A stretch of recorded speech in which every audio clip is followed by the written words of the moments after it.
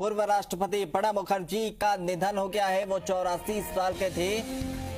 हाल ही में उन्हें अस्पताल में भर्ती कराया गया था, उनका इलाज चल रहा था। अब जो खबर निकल कर सामने आ रही है उसके मुताबिक 84 साल की उम्र में पूर्व राष्ट्रपति प्रणब मुखर्जी का निधन हो गया है।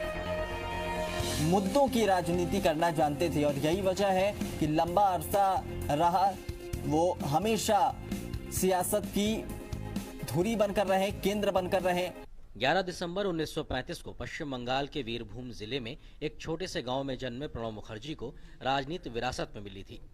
उनके पिता कामदा किंकर मुखर्जी स्वतंत्रता संग्राम सेनानी के साथ ही एक कांग्रेसी नेता भी थे। वीरभूम से प्राथमिक शिक्षा पूरी करने के बाद प्रणब मुखर्जी ने कलकत्ता विश्वविद्यालय से इतिहास और राजनीति शास्त्र में स्नातकोत्तर की उपाधि हासिल की। इसी विश्वविद्यालय से उन्होंने कानून की भी डिग्री ली। प्रणब ने एक कॉलेज शिक्षक और पत्रकार के रूप में अपने करियर की शुरुआत की, लेकिन जल्द ही वो सियासत में कूद पड़े। उनके राजनीतिक करियर की शुरुआत 1969 में हुई, जब वो संसद के उच्च सदन राज्यसभा के लिए चुने गए। 1973-74 में वो उद्योग, जहाजरानी और परिवहन, इस्पात उद्योग विभाग में उप मंत्री और वित्त राज्य मंत्री बने। 1982 में वो पहली बार तत्कालीन प्रधानमंत्री इंदिरा गांधी के मंत्रिमंडल में भारत के वित्त मंत्री बने। 1980 से 1985 के बीच वो राज्यसभा में सदन के नेता रहे।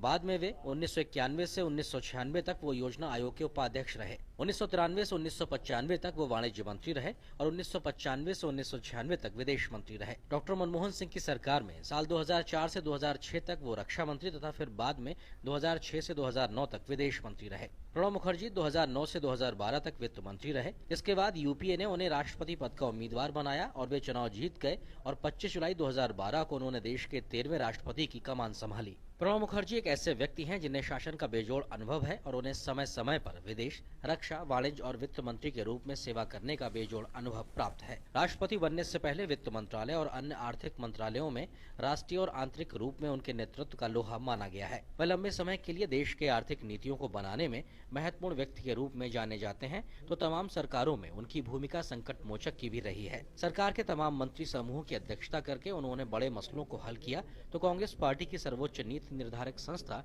कांग्रेस कार्य समिति के सदस्य के तौर पर पार्टी संगठन में अहम भूमिका निभाई। संसद में उनकी अहम भूमिका को देखते हुए प्रणब मुखर्जी को साल 1997 में सर्वश्रेष्ठ सांसद का अवार्ड भी मिला। सरकार तथा संसद में रहते हुए करीब 5 दशक तक देश की अनुकरणीय सेवा के बाद वो देश के सर्वोच्च पद पर पहुंचे। राष्ट्रपति पद पर पहुंचने के बाद उनके व्यापक संसदीय और राजनीतिक कौशल का लाभ देश को भी मिला। विश्व बैंक, एशियाई विकास बैंक तथा अफ्रीकी विकास बैंक के संचालक मंडलों में रहे प्रणब मुखर्जी ने तमाम अंतर्राष्ट्रीय मंचों पर भारत का बखूबी नेतृत्व किया। भारतीय अर्थव्यवस्था तथा राष्ट्र निर्माण पर उन्होंने कई पुस्तकें लिखी। उनके योगदान को देखते हुए साल 2008 में उन्हें भारत का दूसरा सबसे बड़ा नागरिक सम्मान पद्म विभूषण दिया गया।